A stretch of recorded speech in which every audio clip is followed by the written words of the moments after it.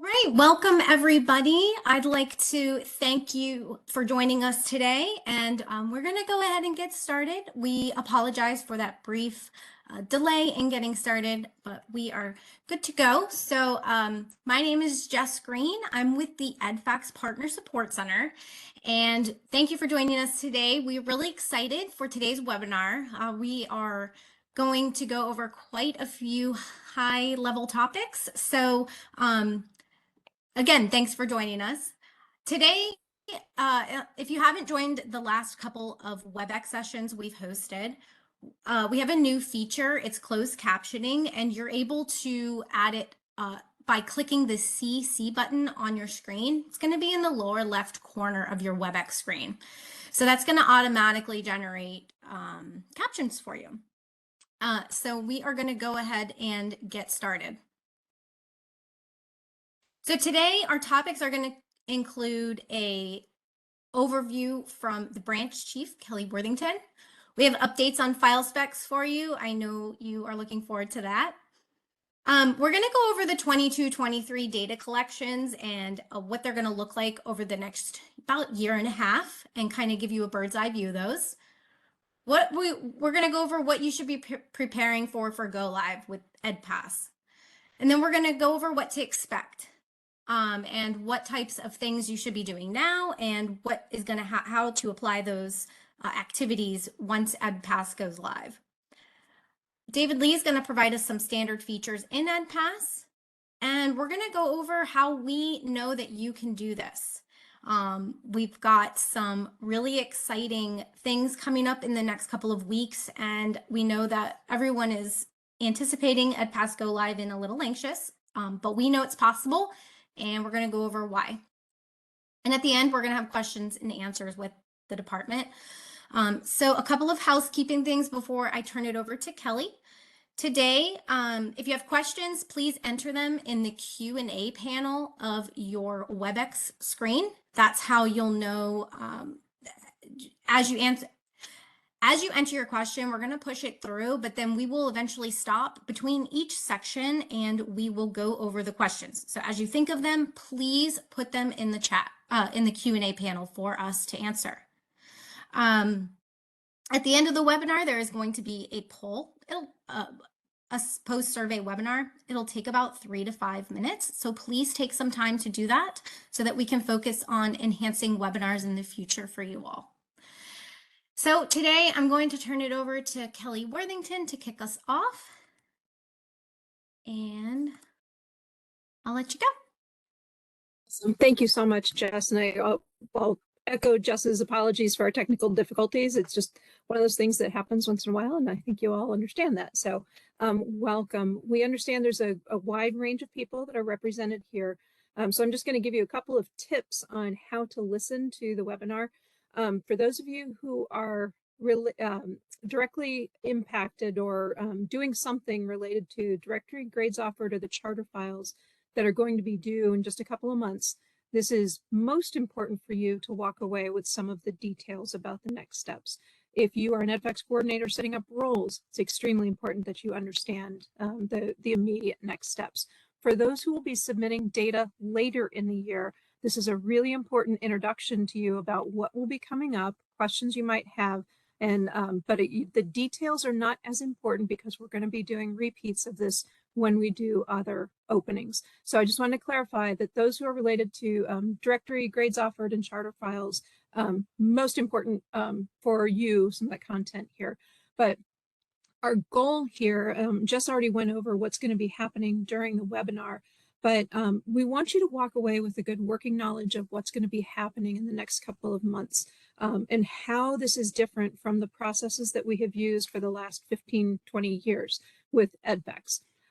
Part of that is that we are fixing some of the role creep that we have had, that Ed has kind of taken over some of the work that is really the responsibility of the state education agency, as well as districts and schools, to ensure that the state data are correct at the point that it's submitted to the Department of Ed. So SEAs are responsible for that data quality. That includes the timeliness of data, the accuracy of data, and the completeness of data at the due date. And I want to really emphasize that important point because our office is expected to use the data as soon as it is due. So part of what we are trying to correct here is that we have been receiving data that was not usable at the due date, and frankly, in many cases was not usable for many months after the due date. So we're putting in place new tools and new processes to ensure that we are doing everything that we can to ensure success before the data are submitted to the department. So we'll just emphasize too, on our end, some of the changes in expectations. I don't know if it's really changes, but it is an expectation that when we receive the data, we can use it. Our grant making offices are responsible for monitoring individual grantees. They are also responsible for ensuring that they are monitoring overall grant program effectiveness and impact. Are kids doing better as a result of these grant programs? We are responsible for presenting a national view of the data to our funders, Congress, to ensure that they can say what we are funding each year is having a positive impact on the outcomes that we're observing in schools. So we both need to do a better job in ensuring that we've got good usable data in a timely manner, and that we're able to explain when there is, whether it's a performance issue, whether it's a data quality issue, data completeness issue. We have to be able to do a better job on that timeliness and the documentation of that information so that the people that we are accountable to can use the data well. So you are going to hear what's happening in the next several months. We're going to be going over some timelines. You'll leave with some actions to take to prepare for the opening and those first data submissions. You'll get a sneak peek at the new tool. You're going to get to see some of those screenshots. There's going to be some recognition for some of the states that we had a pilot of some of these concepts and process changes last year.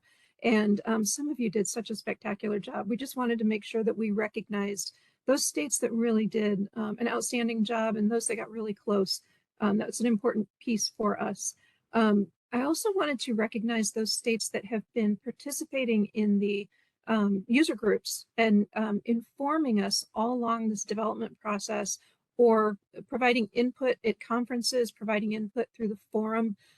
We have really valued and appreciated your input as we build the new system and the new process. And we are grateful to you for your engagement in that.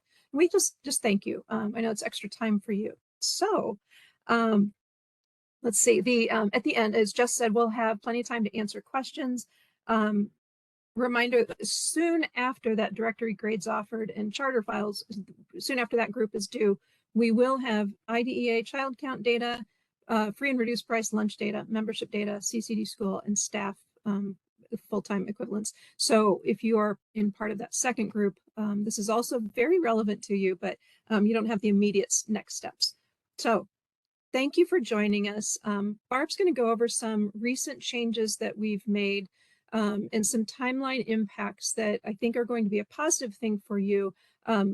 Just a little bit of a tweak and difference for us. So Barb, I think with that, I'm ready to turn it over to you. Thank you, Kelly. Okay, next slide.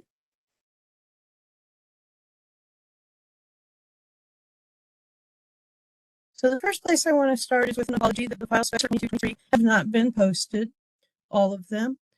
We did post a few of them so you could see the core requirements and the record layouts. We're still working on some of the Q&A part of it, and those will be updated with all the full Q&As in the next 2 months.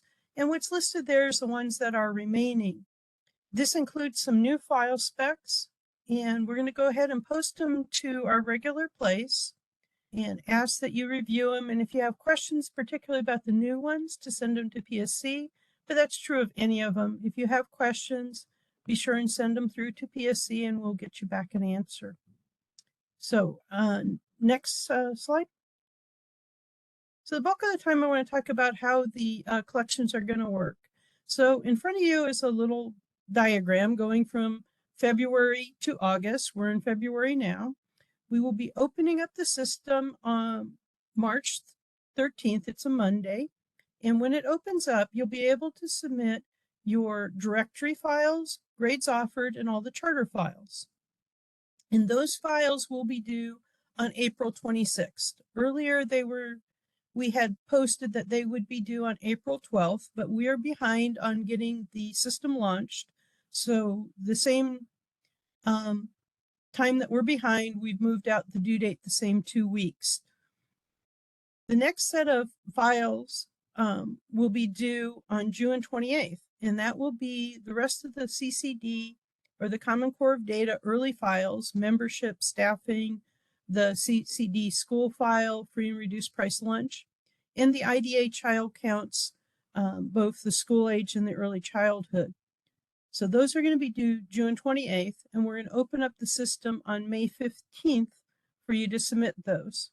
So the key dates to be putting on your calendar are that the EdPass system goes live for directory grades offered in charter on March 13th. Those are due then on April 26th. Then we reopen it up again on May 15th for the rest of the CCD with the Common Core of Data files and for the IDA child count. And those are due on June 28th. Then we're going to stop and have a feedback session, finding out from the SEAs, how did it go, so that we can adjust what we're doing for the later part of the year. And during that time, we're going to have some lessons learned webinars where you can provide feedback. And anytime along the line, if you just have something that you need to let us know, go ahead and send it into PSC. As was mentioned earlier, we do really appreciate your comments. Sometimes we're not able to deal with them right away, but we do take them seriously and try to fit them in as quickly as we can. So next slide. So after you finish your IDA child count and the rest of the CCD early files in June, the next set of files aren't due until January 10th of 2024. And that's when the assessment, the migrant education program, homeless, and chronic absenteeism will be due. So on the slide there, you can see we're going to open up the system for that next set of files on October 2nd. And then those first set of files are due in 2 steps. Some of the stuff will be due on January 10th, and some of it will be due on January 24th. And these files constitute what used to be due in the middle of December. Then the next set of files that we're going to open up will be on December 4th, and you'll be able to submit the accountability, the Title I Part A, the neglected and delinquent, ACGR, adjusted cohort graduation rate, and the rest of the CCD and the IDA files. And those files will be due on February 7th and February 28th. Now, in between this time, which is not on the screen, is in November, the IDA dispute resolution will still be due. So when you look at it again, you got stuff that's going to be due in April, then in June, then come November is the IDA dispute resolution, and then it's January and February, about every 2 weeks, some files will be due. Next slide. Okay. So one of the things that we used to do is we would collect metadata through the EMAP system, and you'd log in there to answer questions about the IDA, about grades offered and grads and completers and the Gun-Free Schools Act and your assessments. That is all being moved to EdPass. So on January 10th, along with the assessment files, you'll respond to the assessment metadata using EdPass. And then on January 24th, you're going to be submitting some Title III files and the English learner files, and along with them, you will submit some metadata on the English learner assessment. Then on February 7th, along with your Gun-Free Schools Act files, you'll be responding to the Gun-Free School Act questions. And this will all be within EdPass, whereas before you submitted the files in ESS and then you went to EdPass to answer these metadata questions. And then on February 22nd, you're going to have the graduates and completers and the rest of the IDA questions about discipline, exiting, and personnel. At that same time, we're also going to be sending out questionnaires about accountability, but that probably won't be in EdPass. We're probably going to do that one manually. Next slide.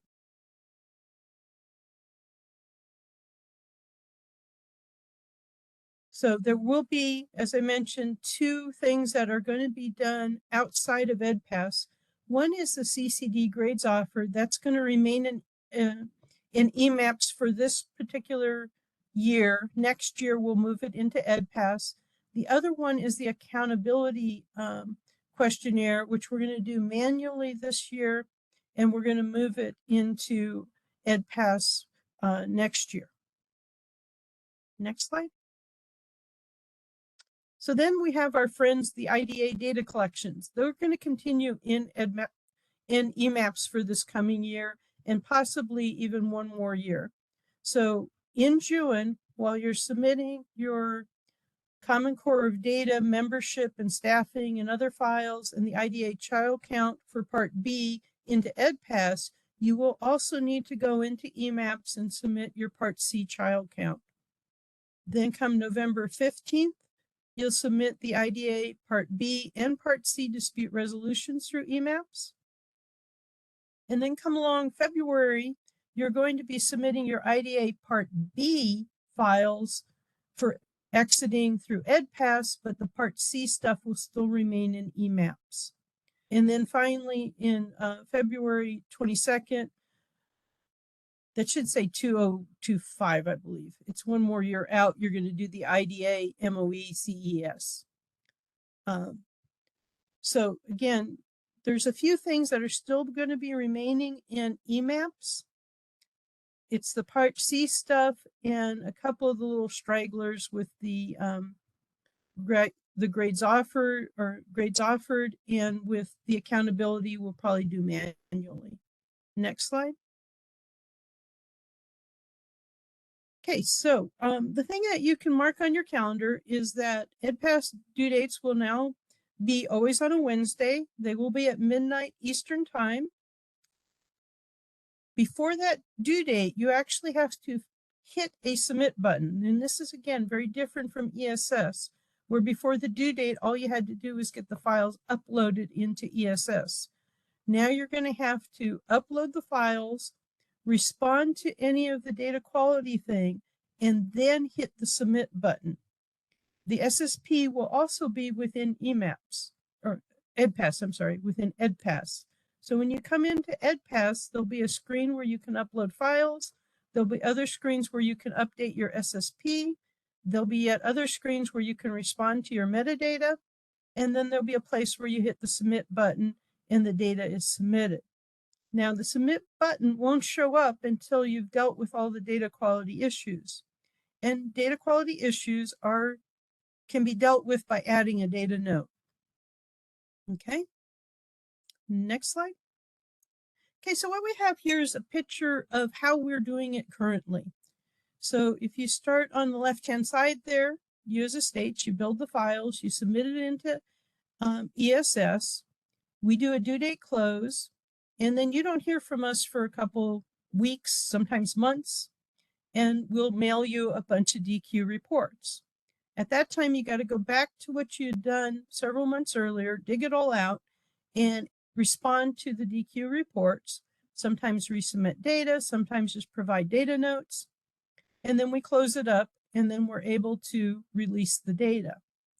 So the piece that, as Kelly mentioned earlier, we're trying to get to is where we just close once instead of having the double close, and instead of having those weeks of silence where you do some work, you put it aside, and 4 months later we come asking you about the work you did. So we can both sides get it all done, packaged up and out the door. So the next slide is the new process. So the new process is prior to the due date. We're going to be there. PSC will have office hours. You can continue to send PSC escalations. There'll be training videos, there'll be webinars. We've revised the business rule single inventory to make it more usable. You're going to be building your files.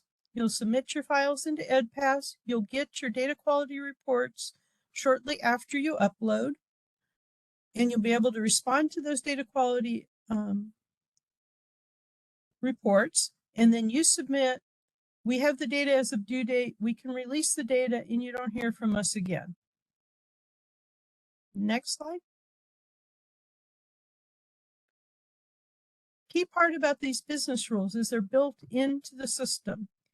And the business rule single inventory that we posted covers the business rules that have to be resolved for the directory grades offered in the CCD, the Common Core of Data files, and the IDA child count files. The results of those will display on in EDPass, and they can be downloaded. So, for example, if you submit your membership file, you go to a different screen and it'll list all the errors or the failures of the business rules. And you can punch a button, get it downloaded, and put it into an Excel file where you can see, sort however you need to. And when the results come downloaded, they will come downloaded with the state IDs for the LEAs and schools, and it will give you the data that's in question, as well as what business rule is being triggered as failing. And as I mentioned, we've updated the business rule single inventory so that the language is more standardized across them. And so that it's easy. We did include the old business rule IDs so you can trace back if you need to. So I'm going to stop there. And I believe, Alex, you have a poll? Yes, that's correct. We're going to be opening a poll to everyone right now. You should all see a question. We'll give folks a minute or so to respond.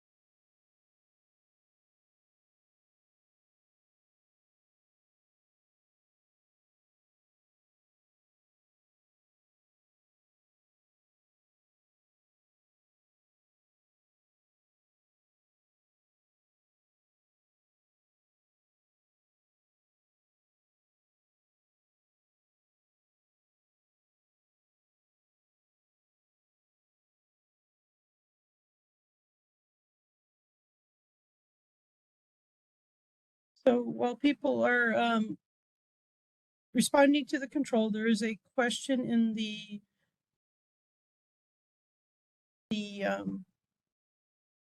question and Q&A. answers. The Q&A, thanks. I couldn't think of what that was. That's okay. In the Q&A, and that's about whether the IDA supplemental survey has been split into two separate surveys.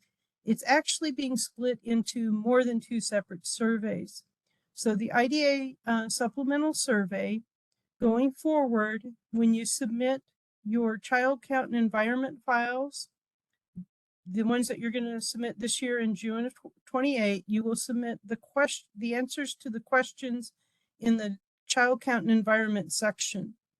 And then come February, when you're submitting the discipline, the exiting, and the personnel files, you will submit each of those separately. So you can finish up your file spec 009 and respond to the questions in the IDA about file spec 09 and submit both of them, and then go on to do discipline and personnel, or in any order you want. But the questions will be directly associated with the file specs that they relate to. So it's going to be in 4 sections then. Child count and environment, 1 section, personnel, another section, exiting, another section, and discipline, the last section.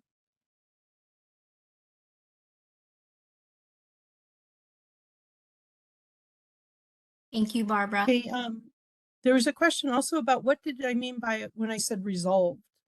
And what I meant by resolved is when you submit your data into EDFacts, it'll run the business rules, and on the report, it will identify rules that failed. And you can resolve those rules in one of 2 ways: by submitting data that doesn't cause the business rule to fail, or by adding a data note.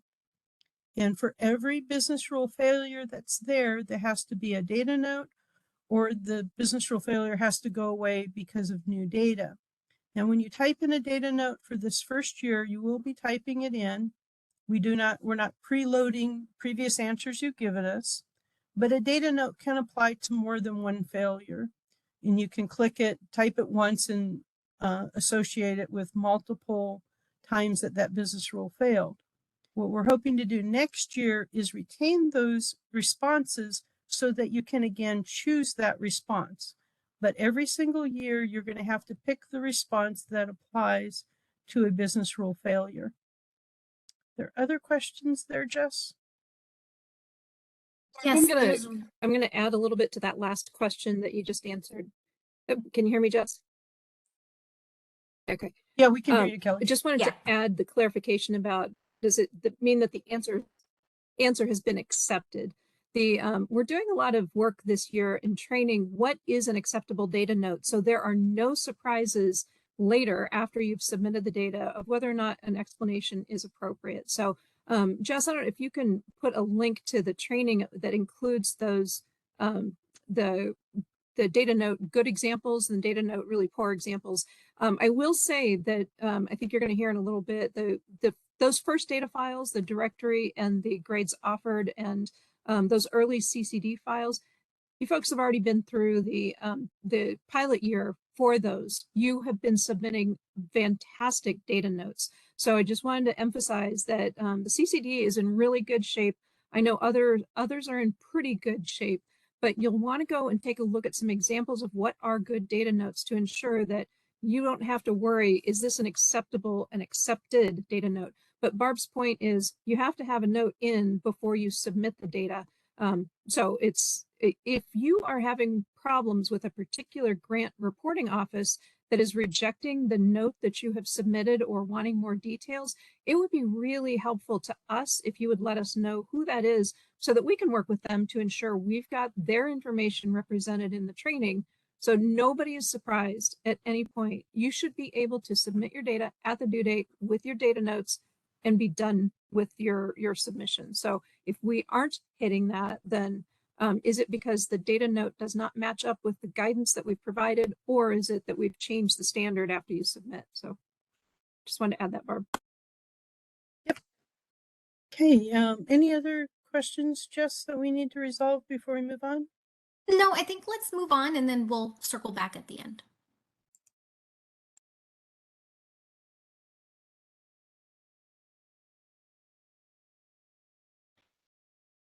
Okay, so we are going to go over what everyone should be doing right now to prepare for the EdPass Go Live.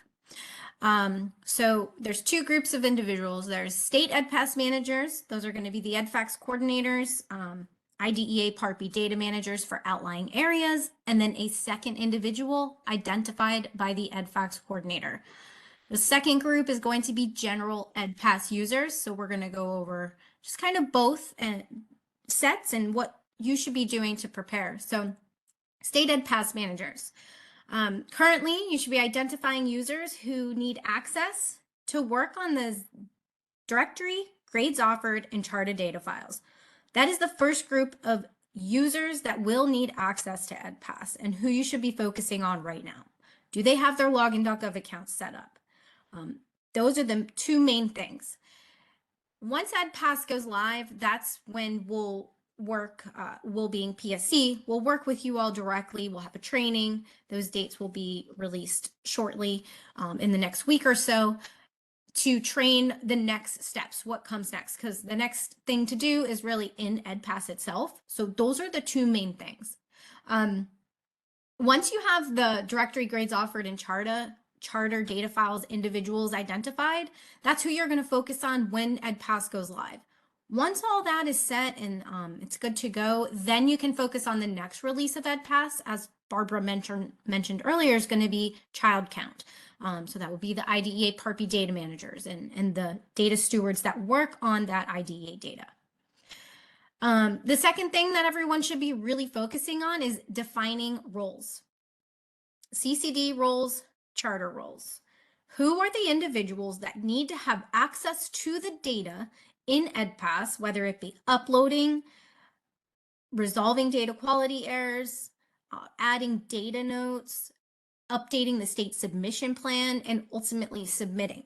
Those are the main functionalities and the two data sets you should be focusing on right now. All the rest of the EDFacts data collection and identifying roles and who will have access, that can all be pushed back a little bit until these two main data areas are focused on. And then identifying the second EdPass manager. I do want to point out that almost all states have responded to PSC. We appreciate you guys being so proactive.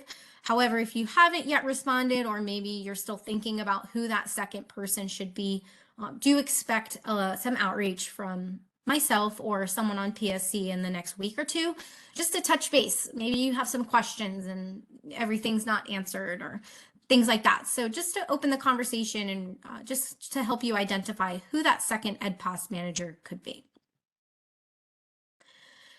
Other things that you guys should be working on. I kind of touched on every single one of these. Login.gov accounts, they have to be set up on your own. So that link was provided to the state EDFacts coordinator back in November, and again a few weeks ago.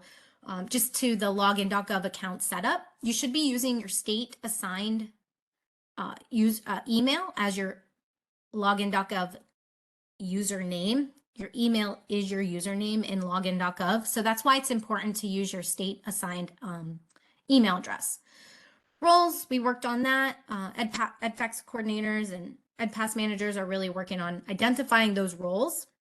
The roles are the permissions that each user is going to have access to in EdPass.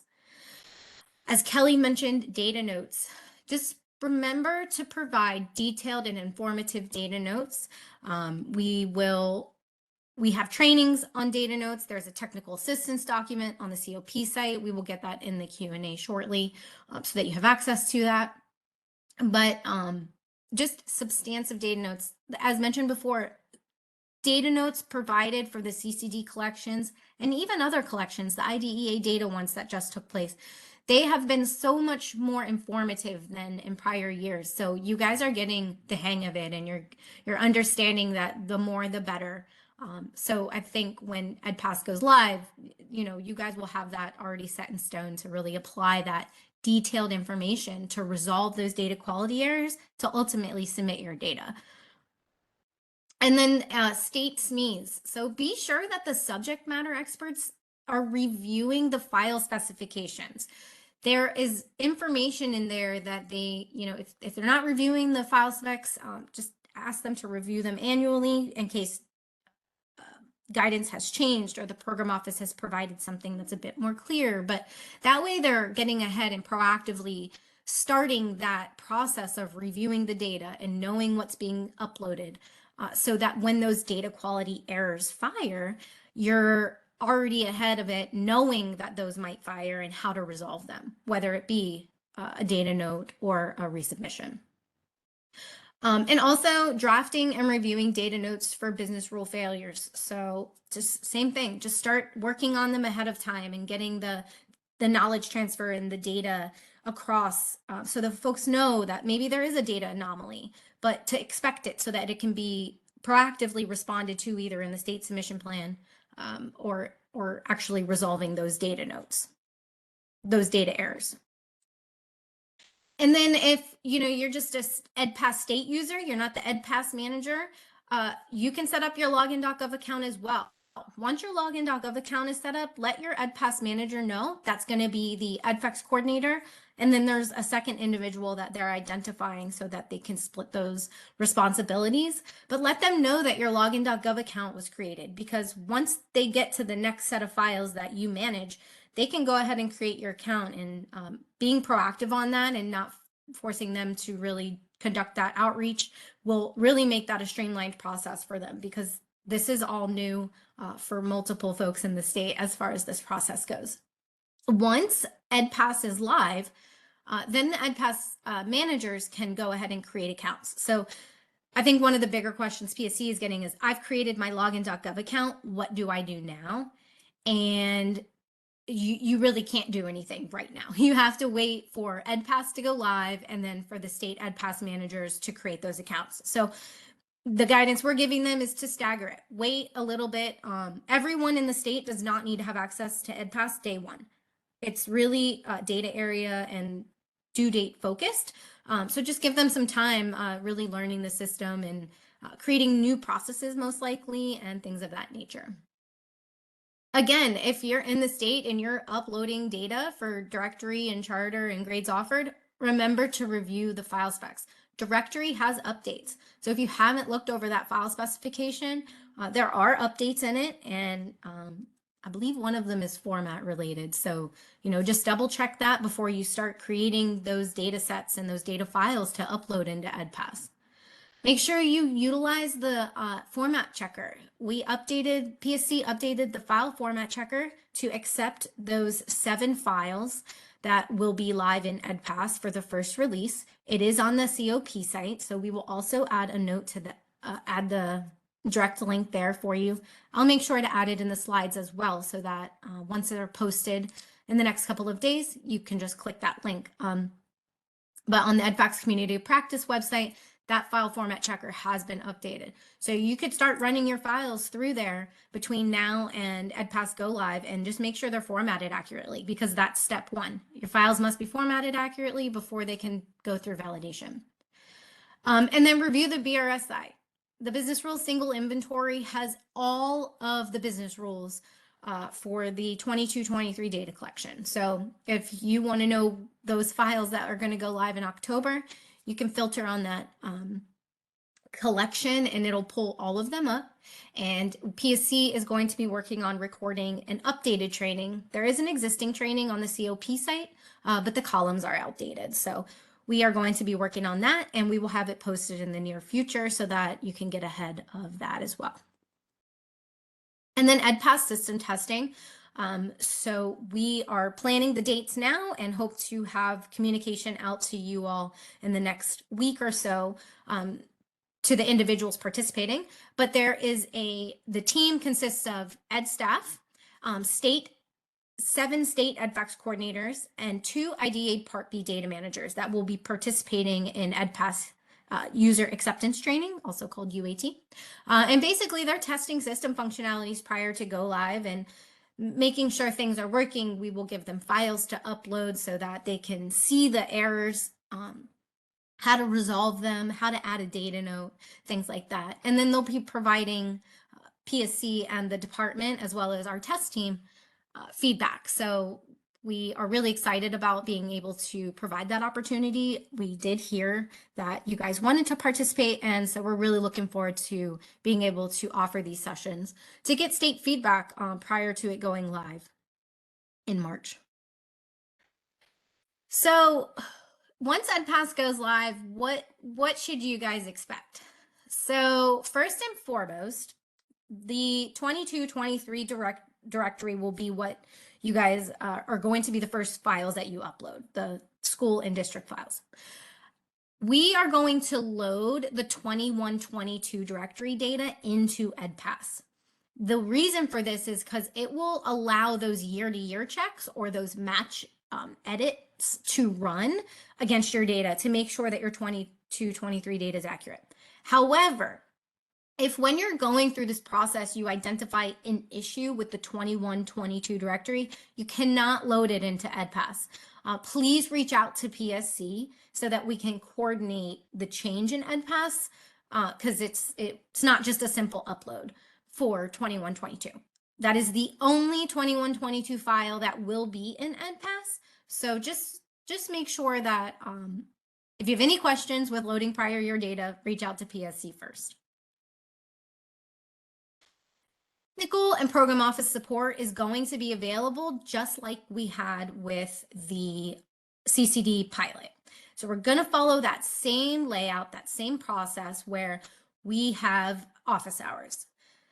The first day that EdPass goes live, we will be training the state EdPass managers on account setup, role setup, and creating and assigning roles. So that will be our main focus. It's going to be a 2-hour session. The training itself will not take very long. So we're looking to just kind of have a 2-hour block of training for EdPass managers, trying to set up accounts and trying to set up roles, because you must set up roles before you set up accounts. Because in order to have an account, you have to have a role to assign it to. So that process we will go over and make sure that you're trained. It'll also be recorded in case you're unable to make that date and time. For the first week that EdPass goes live, we will have technical office hours every day at a different time. That is like, I can't resolve this error. I don't understand why I'm getting this error. Just the same things that you guys call into the CCD office hours now for. It'll be very technical related. And then Wednesdays, there will be an additional office hours that will be with the charter program office. That'll be for charter data quality errors, trying to figure out how to resolve those. And then on Thursdays, we will do the CCD open office hours with NCES and then our data management team. And those will be to resolve CCD related ones. Before I get into the next set of slides, I'd like to kind of go through and start answering some questions. There are a couple questions in here. So let's see. Let me scroll up here. There's quite a few. I apologize. All right. Will loading the 2021-22 directory be an option? Sounds like coordinators do not have an option. That is correct. We are just automatically going to load that data. That's going to allow the year-to-year checks to process. If we don't load that data, then the 22-23 data won't have any prior year data to validate against. So that's why we're proactively loading that. Let's see. Let me scroll up here. Proactively putting something in the state submission plan about a known error won't prevent it from firing, correct? That is correct. Great point. I apologize. That may have been a little confusing what I mentioned earlier. So what consider the state submission plan a general issue. Maybe there's a data anomaly that kind of goes along the school and or state and or LEA level file. So same way you use the state submission plan today is how it should be used in EdPass. You can identify a data anomaly. You can identify if data won't be timely, things of that nature. However, that is correct. The state submission plan is not connected to data quality errors. So data quality errors are where you will start actually applying data notes to the data.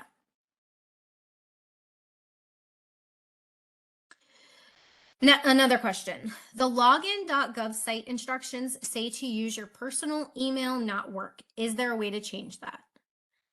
We do not manage the login.gov site. That is a separate entity.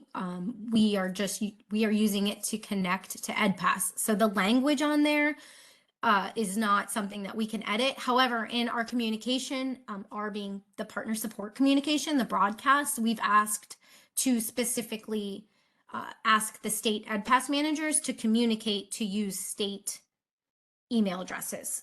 So we apologize that that's conflicting information, but we, for EDFacts use, are looking to that. Go ahead, Barb.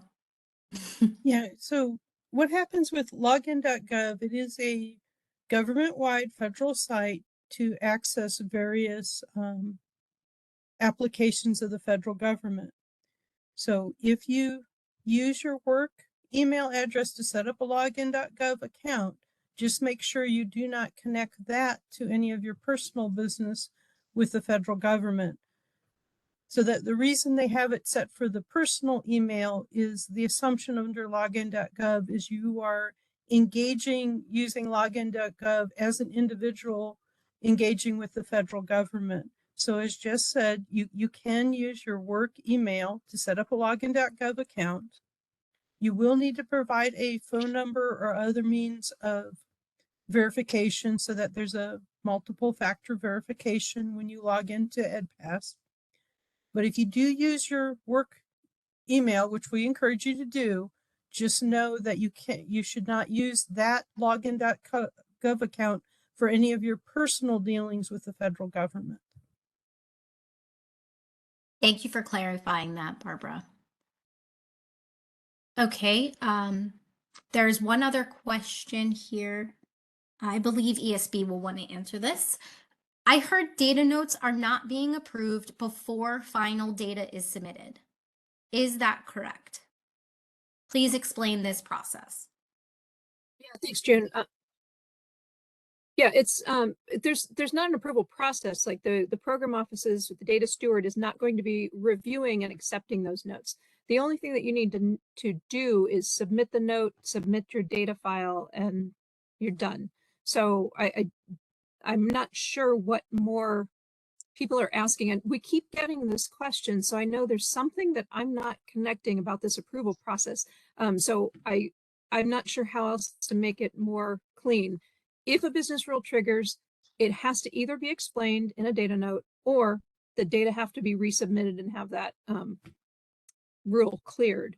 And then once the due date hits, the data notes will move to the data steward, who will then be reviewing those and, so that they understand what they have received in their data files.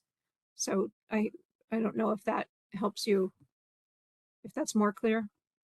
You can I keep can asking also, questions if I'm not I think answering that's what you need. clear. I believe the confusion is, just to explain to attendees, currently in the DMS, the process in the past has been that you all enter data notes and you communicate with the program office while you're going through that CCD review. The data management team is very thorough, very proactive, and very quick. So that process that exists in the DMS is going to look different in EDPAS. The program office won't, like Kelly mentioned, will not receive data notes until submit is hit. The data notes will be delivered to the department and program offices with the data that you submit in EDPAS. So that's why we've mentioned to provide substantive data notes and to really work with including information that will explain the data. That's also why we offer program office hours. If you want clarification on a data note, or maybe you want the program office to sign off, we are really encouraging you to utilize those program office hours to speak. You could speak directly to Chin Su at NCES. I think a lot of you know her directly from joining in the past. And she's super helpful, and that's our expectations going forward with all the other program office hours. So just keep that in mind. If you would like the program office to kind of sign off on your data note before you submit, we really, really suggest you utilize those office hours on those specific days.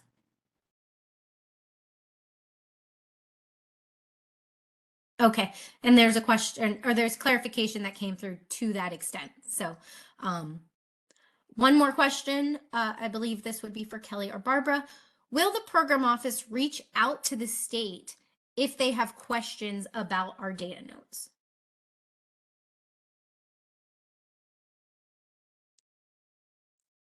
It's possible.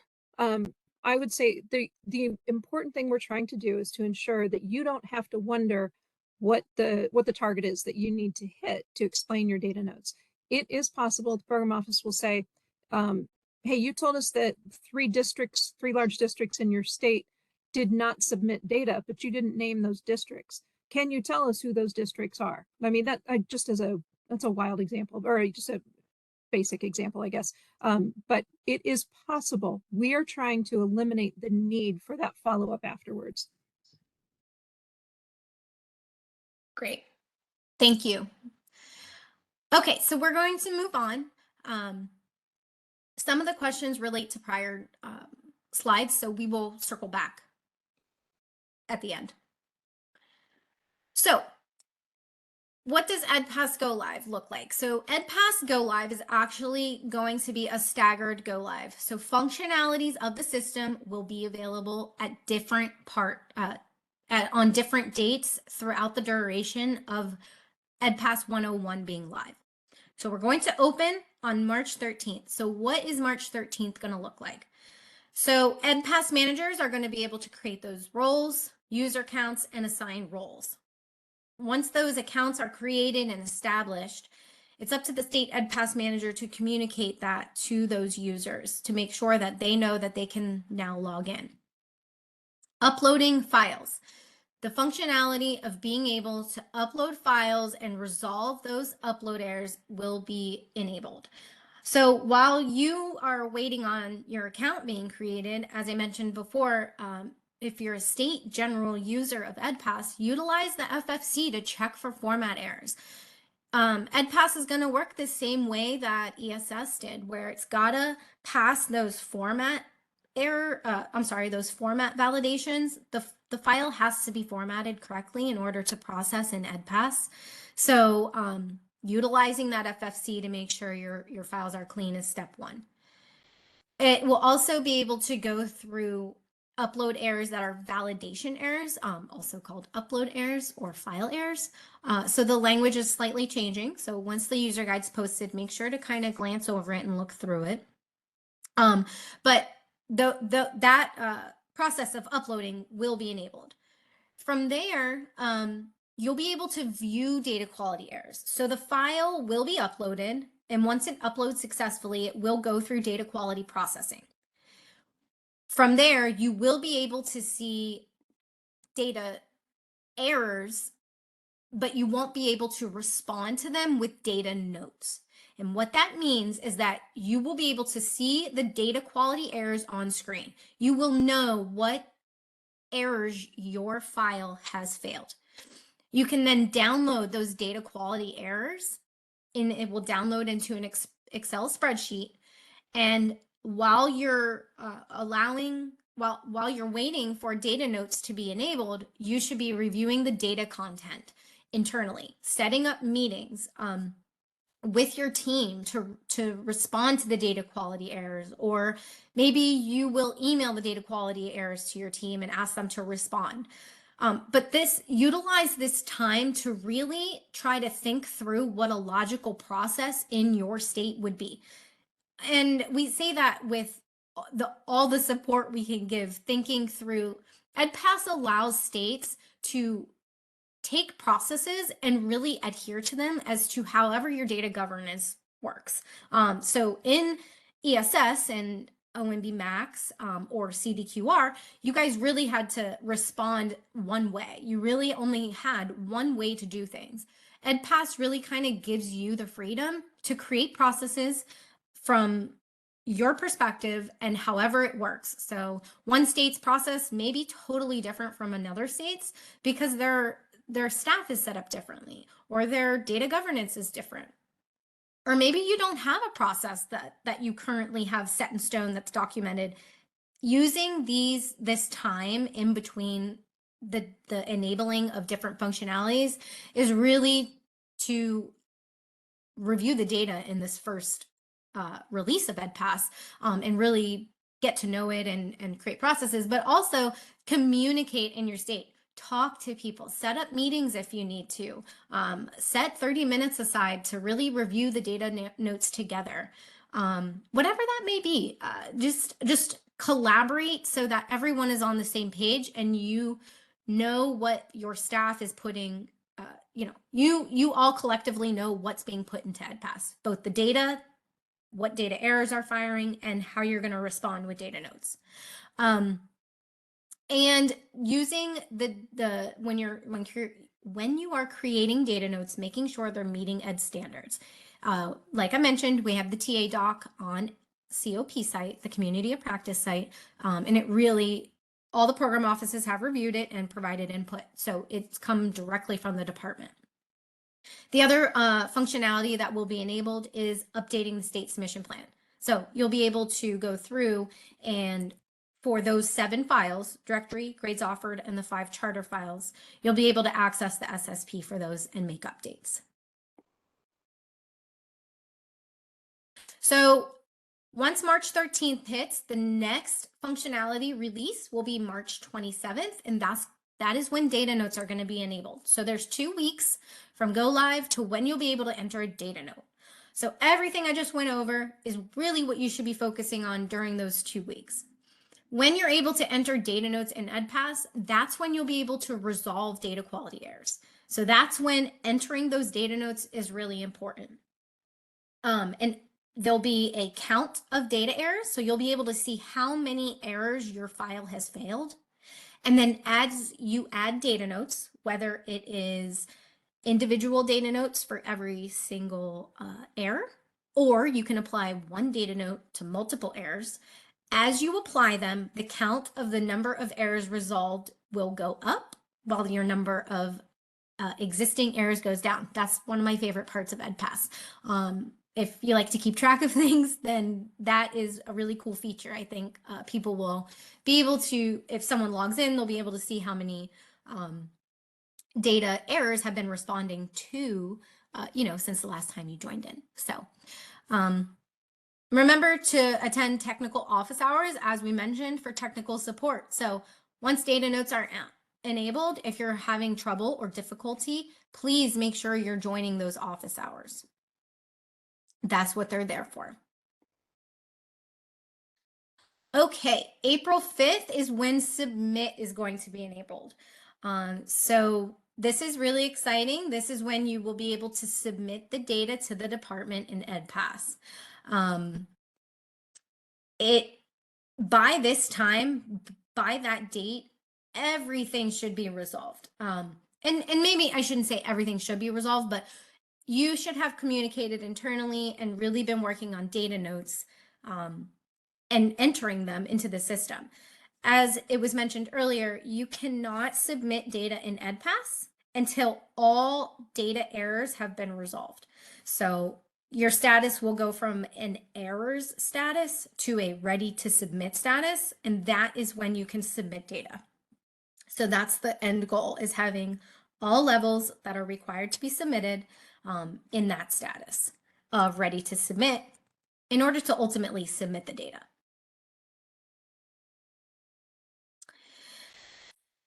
So as I mentioned before, this is a brand new system. It's a brand new process. There are brand new processes being created in every single state, with state EDFacts coordinators and or EdPass managers being the account creators and role creators. So as you talk through the process and as you're seeing things that are working and everything agrees, please make sure you're documenting anything. For any reason, if anyone in the state was to leave or, move to a different position and someone new comes in, having a process documented is the biggest concern. So as you guys get through the first release of EdPass, please make sure that you're communicating on what's working, what's not working. Similar to us doing a lessons learned in July, we encourage you in the state to also do that and really just openly talk about what works, what doesn't work. Because if for any reason someone was to leave and then a new EdPass manager comes in with no experience, PSC will be there to bring them up to speed, but it's always really good to have solid documentation for them to lean back on. Okay, I'm going to pause there for a moment before we move on to our next section and address some of the comments that I see here. Okay. How will it work with EdPass since we do not submit charter files? Our charter schools do not meet the definition. Will the data notes suffice? Do you want me to take that one, Jess? Absolutely. Okay, so when you first come into the system, there's going to be a page called the Data Submission System, and that is a customized state submission plan. So previously, the state submission plan was not customized.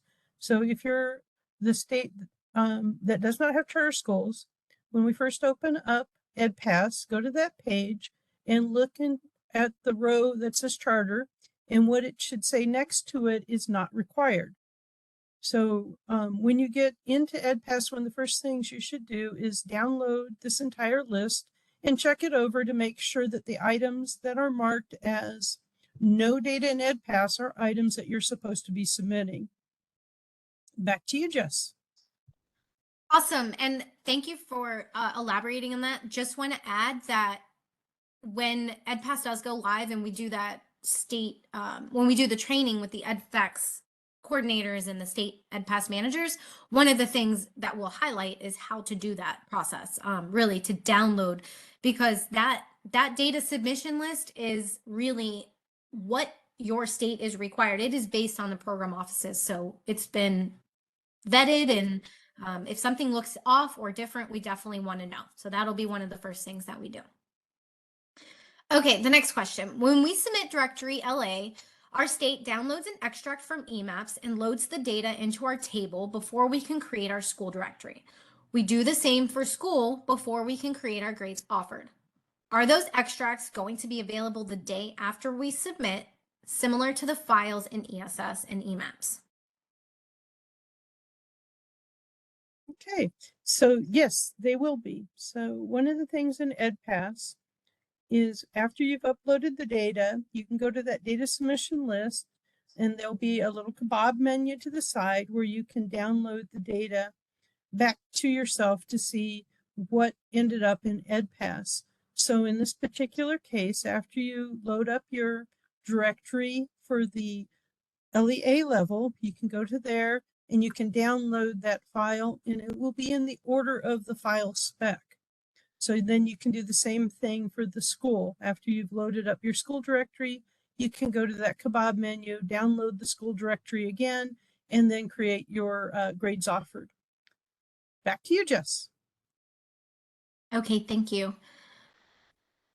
A little ways back, we had a question about CSPR correction period. I'd like to go back to that. I don't want them to think we forgot about them.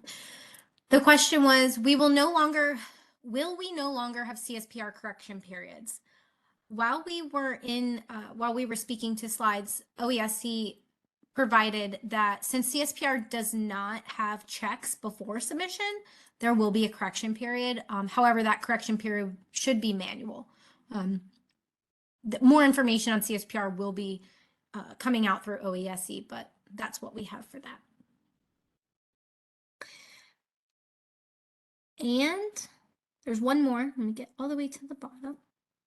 In regards to submit prior to the due date, would it be appropriate to view all prior actions as staging until final? And we can upload some files prior to the submit date instead of all the files at once. Do you want to take that one, Barbara? Yeah, I believe that's true. Let me hold on that one and get back to the group on the answer to that question.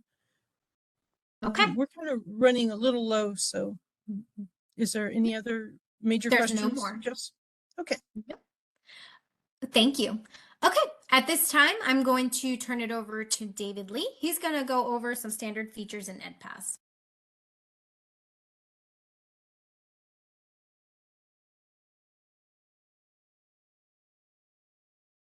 Okay, let me just unmute myself so you guys can hear me. Thanks, Jess. What I'm going to do is I know that for a lot of you folks who have participated in our prior webinars, we've shared a lot of standard features via screenshots and whatnot. But what I wanted to do today is just kind of share a handful of slides that show the functionality that will probably be most important as of go live in March. So let me just share the standard features here. Once you log into EdPass, you'll have a top menu bar navigation blue bar, or if you will, at the top. The first thing you'll notice is that on the left, it'll just show you a quick last login date and timestamp. And then on the right side, what you want to focus on is the data submission list and the upload functionality. So those are the two things that you will be probably most involved in once we go live here in March. A couple of things I want to make a note of for the data submission list is that first, it'll list all the required files and EU levels that are required, which have been approved by the program offices. So in other words, if you're not required to submit a file, that will be clearly designated within this list of data files. So as Barb had mentioned, once you have access to this, you may want to go in and just confirm that the files that you indeed do not, and the files that you are indeed not required to submit are noted as not required to submit. And if there are any issues, you can reach out to PSC about that. Another part of the data submission list is that you'll have access to the SSP and data quality errors and data notes, which I'll show you how to access that on the next slide or two. And then the upload functionality, this is basically the main page or the main tab you will use to upload your data files. And this is going to be very important, obviously, because that's where you will be uploading and submitting your files. And the access to this button or this page is only given to the roles that have permission to do so. So that's another key function here, is that if you do not have access, permission to upload a file or files, you will not have access to that page. Next slide, please. So once you get into the data submission list, this is a quick snapshot, but you will see all of your data files, all of the data files listed on this list, and they will be sorted by due date, school year, and functional spec, file spec number. So you can see the numbers there, 1, 2, and 3 designated on the left. That's the default sort order, but if you want to find a specific file, you can always use the search capability at the top right to just type in a file spec name or a number, and you can find the file that you are looking for that way as well. Next slide, please. The next part of this page that's important is the download functionality. So this is important because if you remember in ESS, the users are able to access the data that have been uploaded or submitted directly in ESS. However, in EdPass, that functionality currently does not exist. So what you will want to do is, if you want to confirm or verify the data that you have uploaded, you'll want to use the download functionality in order to download the data that you have uploaded to confirm or review in CSV or Excel format. So that's where you're going to upload your data and then just confirm it if you need to using the download prompt. Okay, next slide. Another couple of things we want to note here is that there are filter options on the page. You can filter the page by one or more columns. As such, you can see in the red box there. And then they're also sorting in ascending or descending order on certain columns, the way you want to possibly sort. So those are just some, I guess, sorting or filtering functionality that you can do on the page to make it easier for you to navigate and find certain files. Okay, I think that's all I had. Yes, so I know it was just a brief update, but I just wanted to show you, we wanted to just show you the key important items that you'll be responsible for once the application goes live here in March. And so I'm going to turn it over now to Beth Sinclair and Liz Fenning. I think this is the motivational speech part of the presentation. Afternoon, everyone. And the next, can we go to the next slide? So I'm here in Chen-Su Chen's stead. She's the ESB lead for the CCD collection. And the CCD proved to be a very apt opportunity to test this process because we already had the data management system or the DMS in place. So we did that. For the 21-22 CCD collection, we pilot tested this approach. And I'm here to report back on that because the headline is that it really does show us that this is doable. So the thumbs up part of the pilot, most states, so the first part of the pilot was the 21-22 in the order of the file specs there, directory, grades offered, then lunch, CCD school, membership, and FTE staff. And So the thumbs up part of this is most states addressed all or most errors prior to the due date. Data notes in SSP and DMS were more substantive than in the past. I know folks were very concerned earlier in this webinar about having data notes rejected. That it doesn't, it's in my experience, it's never that clear cut, but certainly a data note that just says the data are correct as reported is not as helpful as explaining that the data are correct as reported for this reason, or something like that. And we had many states who used the office hours to resolve errors, literally popping in some cases for just a few minutes to ask a very specific question and then going on with their day. The thumbs down here is that states do continue to miss some of the submission deadlines. And that will become more of an issue with EDPAS because the deadline you won't be able to continue to submit after the deadline the way you can now. Next slide.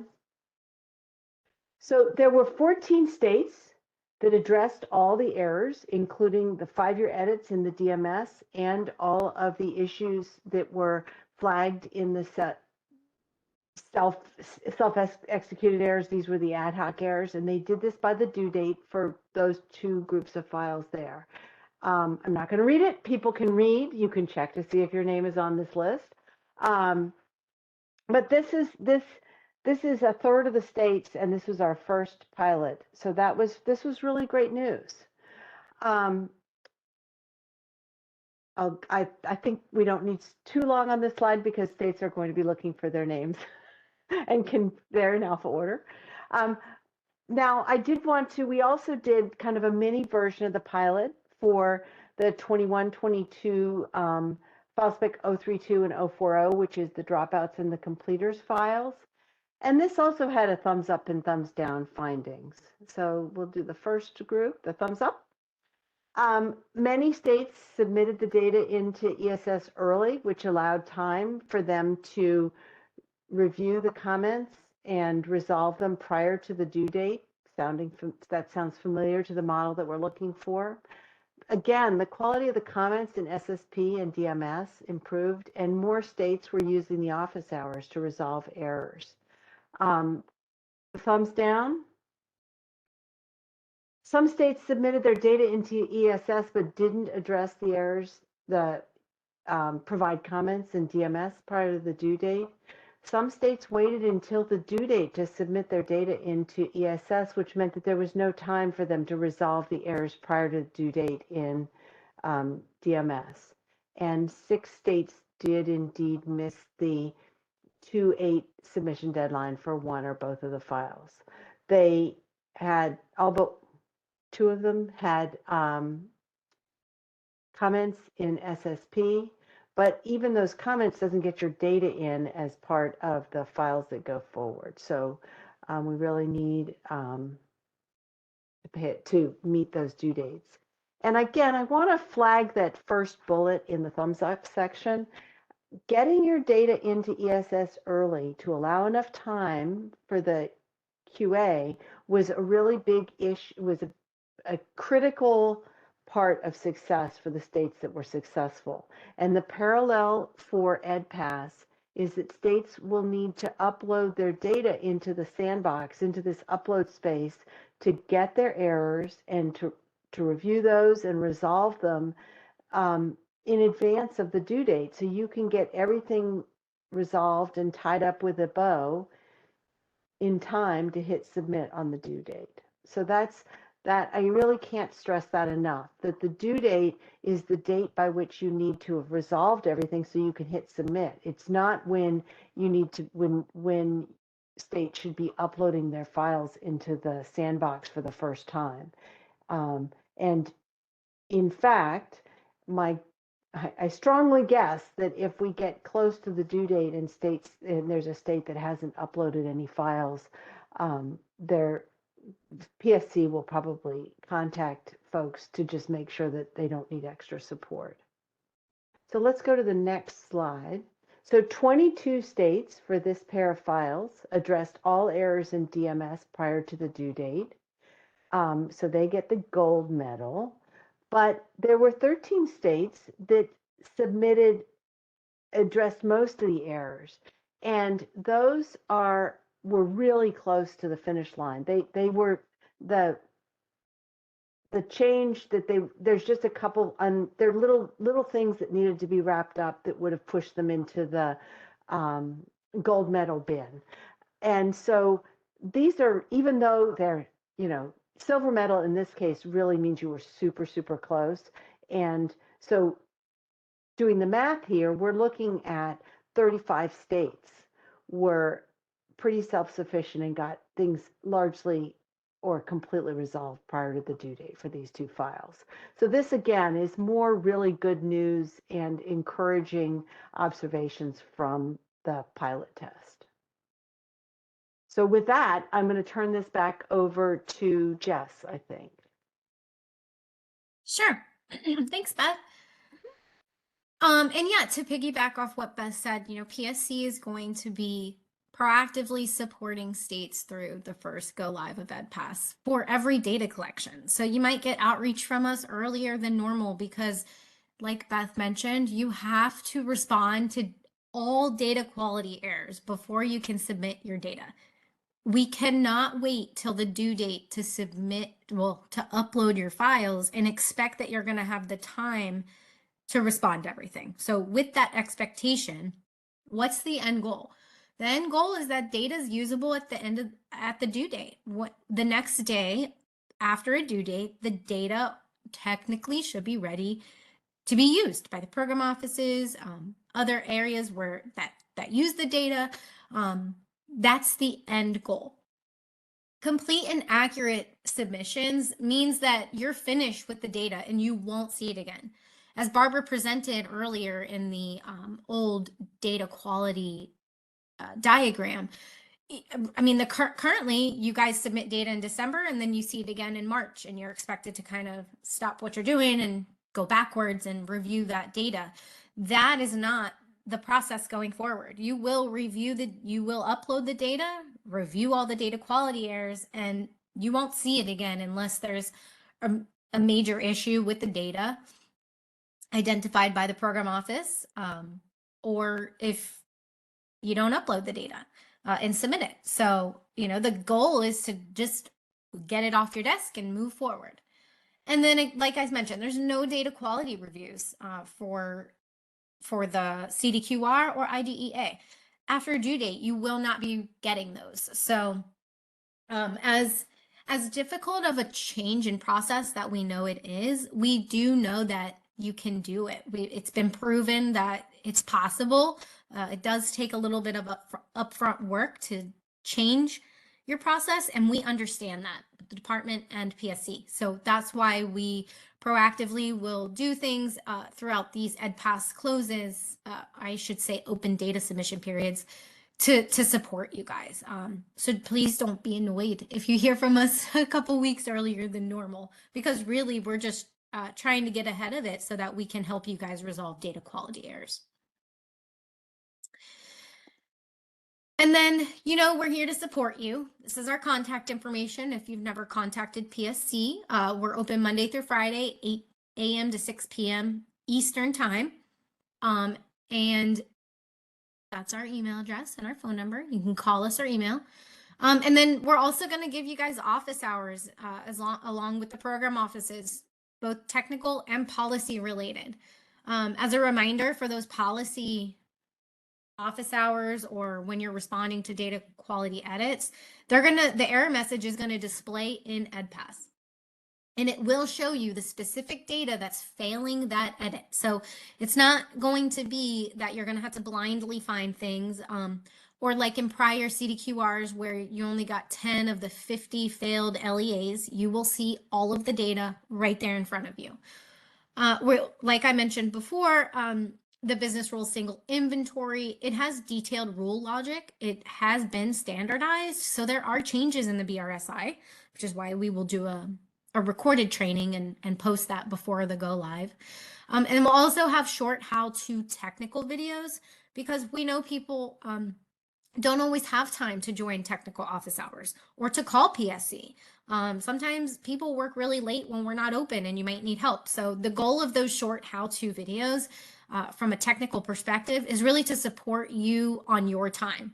We're going to be available when you need us, but sometimes we know your time is limited. So we're trying to give you guys other options with trying to figure things out when PSC is unavailable, or if you're busy during the day and you can't call us. And then, of course, user guides. We're creating the EdPass user guide. And then there's also a state EdPass manager user guide for the admin functionalities. So those are separated, but there will be user guides. And for now, I'm going to turn it over to Liz. She's going to present on the next couple of slides about data. All right, so why does accurate data matter? Here's a list of places that EDFacts data are used. This is just a high-level list. There are other places that the data are used, but this is the nation's report cards, annual reports to Congress, CCD uses the data, IDEA, SPP, APR, IDA data, as well as assessment data are uploaded into the SPP APR. IDA publishes their data on their website. CSPR uses the EDFacts data. EdData Express, the data are posted, some of the data are posted to EdData Express, which researchers and the public can access. News sources, as well as GEPR measures. Next slide. The data you submit shows up in the news. So this is just two examples that we posted, and you can take a look when we send out the slides of how the data are posted in the news. And this is really important to communicate with your team. If you have not, everybody should be aware of the data that is being submitted. There should be no surprises. One example that sticks out heavily in my mind is the assessment data. The assessment data is co-stewarded by both OESE as well as OSEP. So the assessment data is also used in the SPP APR. So what that means is the state should be talking to their IDA data managers as well as their state directors who certify the SPP APR in regards to what assessment data that they're submitting. Again, no surprises. Go ahead and touch base with the charter data managers, the IDA Part B data managers, state assessment directors. Again, no surprises. Next slide. And this is just a reminder of our available resources. The writing a good EDFacts data note, we talked about that earlier in the presentation. When you get the slides, you can click on that link. And then there's a back to basics on IDA data notes. And then also, if you haven't had time or you haven't participated in any of our previous webinars, those are listed here as well.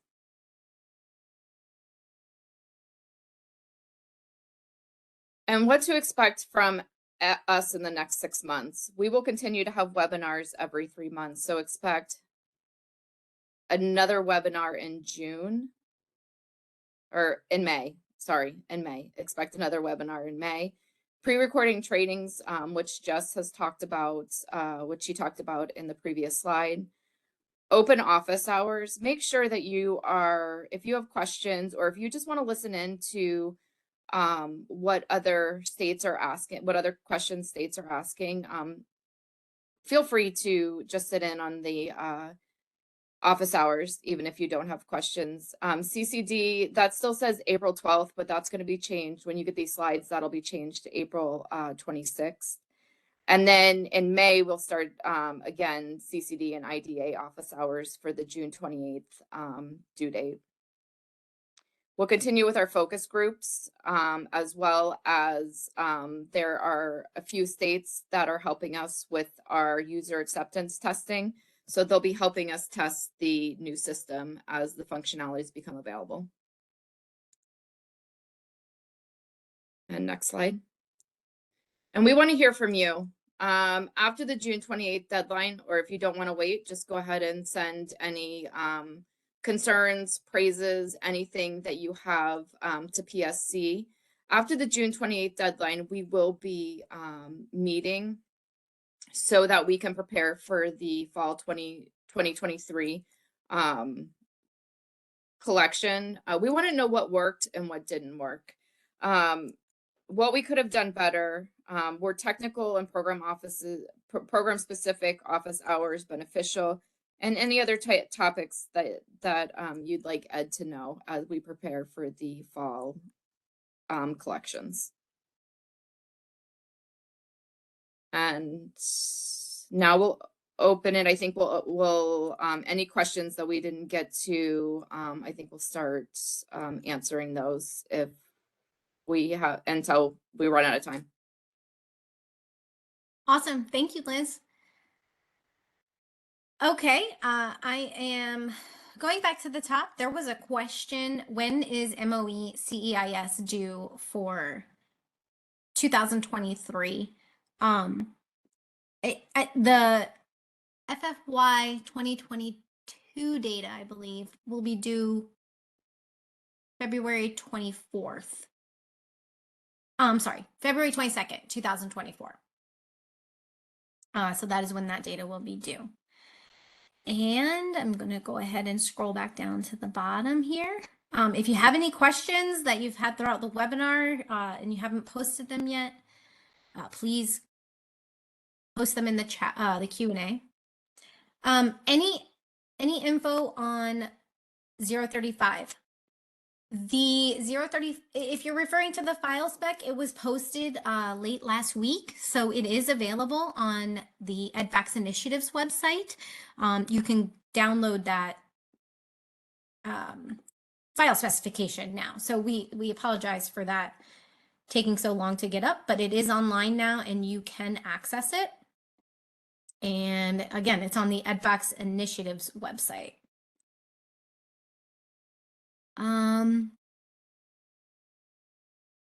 Okay, I'm going to put the link here. I'm sorry, I'm just getting it for you. That way you can quickly link it. That is where the file spec is. Okay, there aren't any other questions at this time. We're going to give it a minute. We're going to let you guys think through that. I know that's a lot of information to digest. So I'm going to sit here for just a moment. Okay. How do NCES numbers for new schools work? When, where does that happen within the directory process? I'm going to let David or Barbara respond to that one. So the NCS ID are issued when you upload a school file and you've marked a school as new or added. Same thing with an LEA. If you mark them as new or added, after you upload it and after that directory file processes, it passes all the format checks, then the NCS IDs will be issued. And the way to obtain those NCS IDs is to go to the page to download the directory or school data into Excel, and then it'll be populated in there. Perfect. Thank you. Any idea when the assessment data changes are coming, or are they being split into new file numbers entirely? I will let ESB take that one. Can you repeat that one again? Yeah, it's about the assessment files. When the assessment file changes are coming, I'm assuming they're talking about when they're being posted, or Yes. are they being split into new file spec numbers? Okay, so our plan is not to do that. We did upload to ed.gov the assessment file specs without the Q&A material in them. And in there, for example, in file spec 175, you will submit both the lower grades and the higher grades. And just for a quick catch up of everybody, in the package this time, we did split all the assessment data groups into lower grades, usually below 8, from 3 to 8 for math and reading, and from 3 to 9 for science, and the high school grades. And the reason that we did that is the number of assessments administered that are allowable is different for the high school grades than for the lower grades. And so to keep it all straight, we had to split the two. So we're working on getting the Q&As organized so it makes sense to everybody. But what will happen is if your current system produces any of the assessment files that include the lower grades and the higher grades, there will be some changes to the coding of the table name. And if you're using assessments beyond the regular assessments, there'll be new permitted values for them, but they should be in the same file spec. Thank you, Barbara. Back to you. Okay, there was a question asked earlier in the webinar regarding DMS. The question is there any way to pull out previous answers from DMS as a reference prior to the demise of DMS? So the errors or historical data notes can't be downloaded from DMS. However, the DMS will continue to generate errors or run them for at least another year. So states can go over to the DMS, grab those historical data notes for the related data areas that you're getting in EDPAS, and paste them or reuse them in EDPAS. So there's no need to start from scratch. If you've added a data note in the past to DMS for a related data quality error that fires in EDPAS, you can just reuse that, recycle it going forward in the DMS. Okay. I'm going to scroll back down to the bottom. Bear with me here for 1 second. Once the system goes live, so once EDPAS goes live, are the ability to enter comments going to be 2 weeks later or by the next day? Hoping this will be right after submission rather than waiting to be able to add a data note. That's a great question. So when the system goes live on March 13th, you'll be able to upload data files. And this is specifically for the CCD and charter data collection, so EDPAS 101. With the development of EDPAS, we are looking to, we're kind of separating out the release of functionalities. So March 13th, you'll be able to upload files and see the data errors that your file received on screen. You just won't be able to respond to them. But 2 weeks later, we will enable that functionality, allowing you to enter data notes to resolve those errors. However, going forward, so looking forward to the June IDEA data collection, when you upload that file, once it uploads successfully, means it's formatted properly and it passes all of the upload validations, that file goes immediately through the data quality process in EDPAS. So it automatically runs the errors.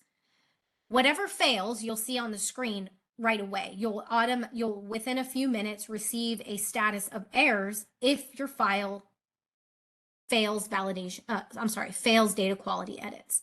Right then is where you can start to add data notes. So it is all within the same day, whereas, in the DMS, you have to wait overnight right now, but it will all be a very fluid process. You won't be waiting on anything. I hope that helps. Okay, this is related to 206 and 212. I've submitted the 206 and 212, but we had changes from our directory from 2122 to 2223. Will we be given the opportunity to resubmit the files after the CCD files for 2223 are submitted in March and April? So it sounds like the state is looking for a resubmission opportunity for 206 and 212. I'll let Ed answer that.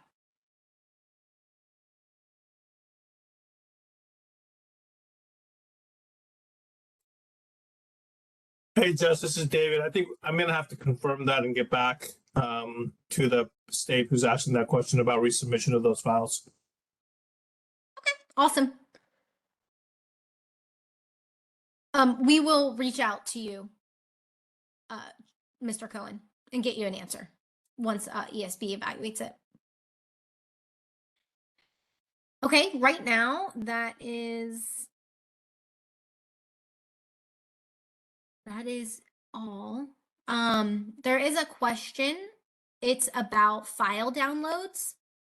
The file downloads will be in the format of the file specification. So when you upload a file to EDPAS and it processes successfully into the database, meaning then it moves on to the data quality validations, the data can then be extracted from EDPAS and it'll be in the format of the data file that you uploaded. So you can utilize that however you need in your state. I know right now a lot of you go to Emaps and download the directory extract. So this will be similar to that, but it'll be in EDPAS.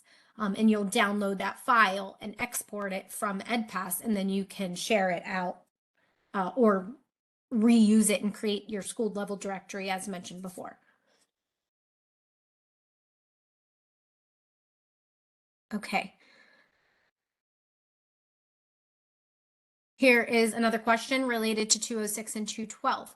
There are a number of us that had to remove records due to directory changes for 206 and 212. This impacts a number of states.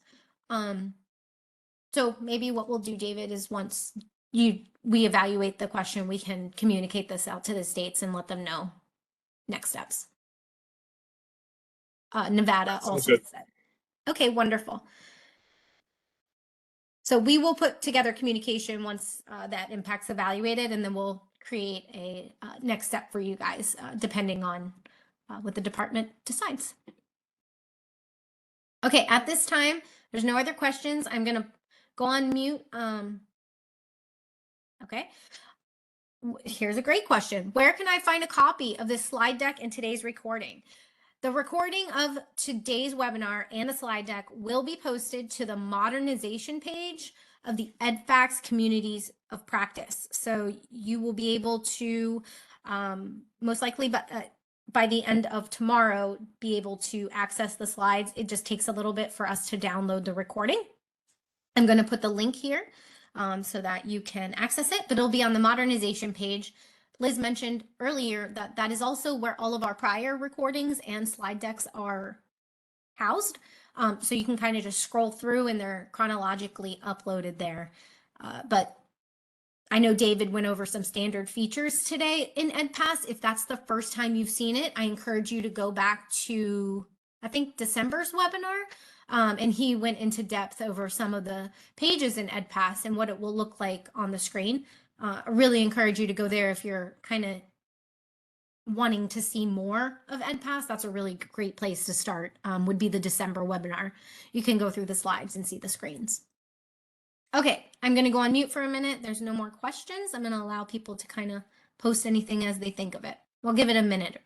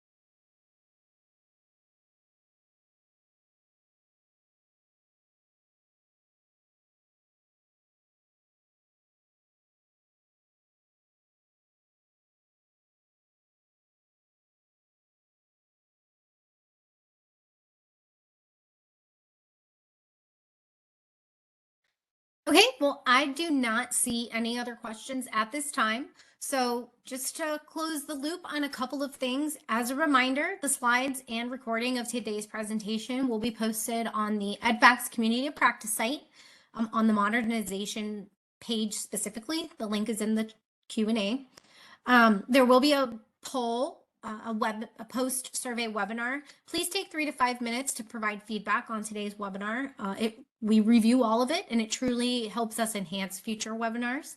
And we thank you guys for joining us today. We know you're very, very busy. We know you're anticipating the EdPass go live date. So more communication will be sent over the next week or so, but just make sure to read the PSC support update. We keep everybody up to date there. And if you have any questions at all after today's webinar, please contact PSC. Our email is edfacts@ed.gov, and we will help you as best we can. And if it's a question for the department, we will escalate it to them so you can get a response directly. So thank you again, and we hope you have a great week.